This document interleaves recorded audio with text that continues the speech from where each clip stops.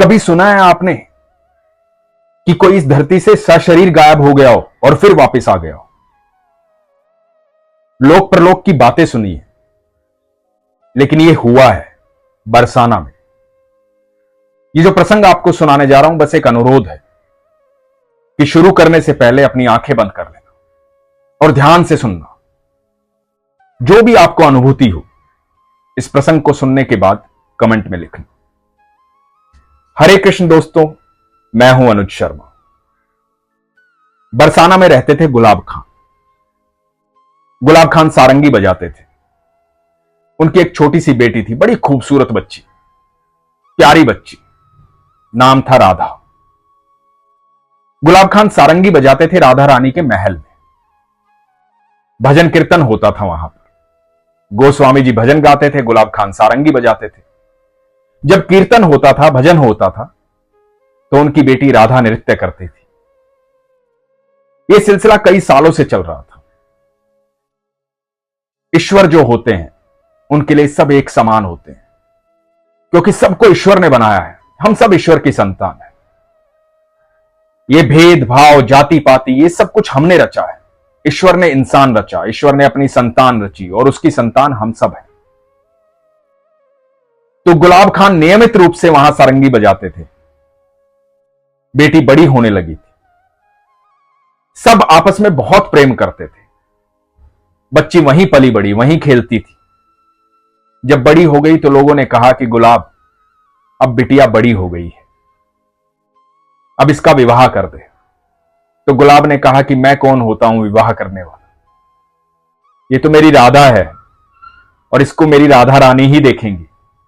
विवाह की व्यवस्था करनी होगी तो वही करेगी, क्योंकि मेरे पास तो इतने पैसे नहीं है।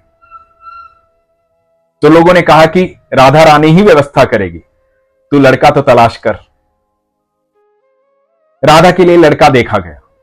गुलाब खान ने राधा का विवाह कर दिया। विवाह करने में सबने सहयोग किया। जितने भी वहां के लोग थे, जितने भी भक्त थे राधा रानी के, सबने सहयोग किया। सब अपनी बेटी मानते थे राधा को। राधा की विदाई हो गई। जैसे ही राधा की विदाई हुई, गुलाब खान को लगा कि वो अकेला रह गया, दुनिया में कोई है नहीं। लगातार रो रहा था। विदाई के बाद एक क्षण भी ऐसा नहीं आया जब उसकी आंखों से आंसू नहीं आ रहे थे। वहीं बरसाना में राधा रानी के महल में बैठा रोता रहता। राधा राधा बोलता रहता, रोता रहता, राधा राधा बोलता रहता। बस मुंह से एक ही शब्द निकल रहा था, राधा राधा तू कहां चली गई राधा? राधा मैं तेरे बिना रह नहीं पा रहा हूं, राधा मेरी राधा आजा राधा। सिर्फ यही चल रहा था, राधा राधा राधा राधा राधा राधा। 3 दिन बीत गए, आंखों से अश्रु रुके ही ना। बहुत लोगों ने समझाया, भक्तों ने समझाया कि बेटी पराया धन होती है गुलाब, एक दिन शादी करनी होती है, अच्छे से विवाह हुआ है उसका, वो खुश है अपनी जगह, तू भी शांत हो जा। गुलाब खान का दिल कैसे माने? पूरी जिंदगी एक बेटी के साथ ही तो रहा है। अब सारंगी बजाने का मन नहीं करता था। भजन कीर्तन होता, लेकिन गुलाब सारंगी नहीं बजाता था। 3 दिन बीत गए, ना सारंगी बजाई, ना कुछ किया, ना खाया, ना पिया। बस राधा राधा चिल्लाता रहा, रोता रहा। बताते हैं कि तीसरे दिन की रात थी। गुलाब खान वहीं बैठा था, राधा रानी के महल में, वहीं अटारी पर। आवाज दे रहा था, राधा राधा कहां चली गई राधा? एक छोटी सी खूबसूरत बच्ची आई, मोटी मोटी आंखों वाली सुंदर बच्ची, बला की खूबसूरत। आई और देखा कि गुलाब खान रो रहे हैं, राधा राधा चिल्ला रहे हैं। बोली, बाबा मैं आ गई तुम्हारी राधा, सारंगी नहीं बजाओगे? 3 दिन हो गए हैं सारंगी सुने। सारंगी बजाओगे तभी तो मैं नृत्य करूंगी। सारंगी बजाओ बाबा, मुझे नृत्य करना है। गुलाब खान के कांपते हाथों से सारंगी उठी। सारंगी बजी। गुलाब खान उस बच्ची को नृत्य करते हुए देखते रहे और सारंगी बजाते रहे। कहते हैं उसके बाद गुलाब खान किसी को दिखाई नहीं दिया। लोगों ने इधर उधर तलाश किया क्योंकि गुलाब खान को सब जानते थे। पहले विरह में सारंगी नहीं बजा रहे थे, अब लोगों को लगा कि कई दिन बीत गए हैं, कहीं ढूंढ कर लाते हैं, मनाते हैं, बाबा को समझाते हैं, लेकिन गुलाब खान कहीं नहीं मिले। लोगों ने बहुत ढूंढा, लोगों ने सलाह दी कि हो सकता है गुलाब खान ने शरीर त्याग दिया हो, बैकुंठवास कर गए हो, क्योंकि उनसे विरह सहन नहीं हो रही थी। बूढ़े भी हो गए थे, 3 दिन से भूखे प्यासे भी थे, यहीं बैठे रहते थे। कहीं निकल गए होंगे वनों में, शरीर त्याग दिया होगा। जब कई दिन हो गए तो लोगों की इस तरह की सलाह आई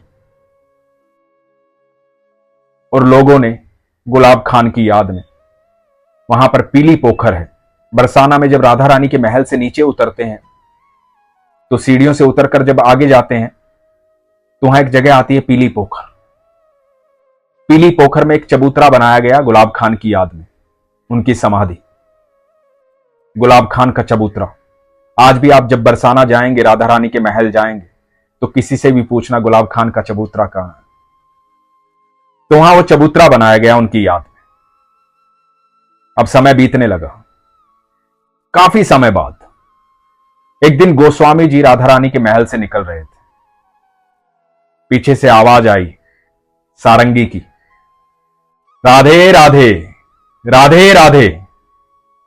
ये आवाज सुनकर के गोस्वामी जी हड़बड़ा गए। पीछे मुड़कर देखा तो गुलाब खान खड़े हुए थे, हाथ में सारंगी लिए हुए। गोस्वामी जी घबरा गए कि ये कैसे हो सकता है। गुलाब खान ने तो शरीर छोड़ दिया था, गुलाब खान का तो किसी को पता ही नहीं है, ये कहां से आ सकते हैं। तो गुलाब खान बोले, गोस्वामी जी मैं हूं आपका गुलाब, क्या देख रहे हो। तो गोस्वामी जी बोले, गुलाब कहां थे इतने दिनों से। गुलाब हष्ट पुष्ट दिखाई दे रहे थे, स्वस्थ दिखाई दे रहे थे, चेहरे पर अलग ही रौनक थी, अलग हो रहा था उनका। गोस्वामी जी देखकर हैरान हो गए।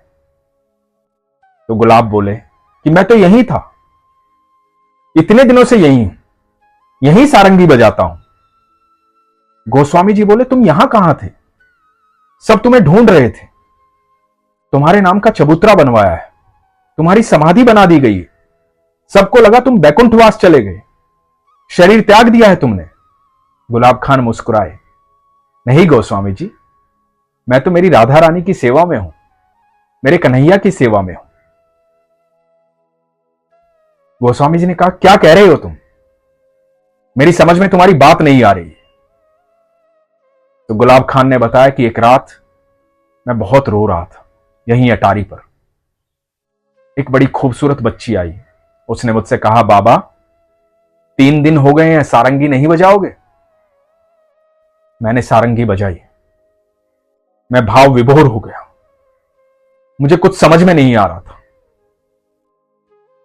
वो बच्ची नृत्य कर रही थी, वो मंदिर के अंदर गई, मैं भी मंदिर के अंदर गया, वो महल में चली गई।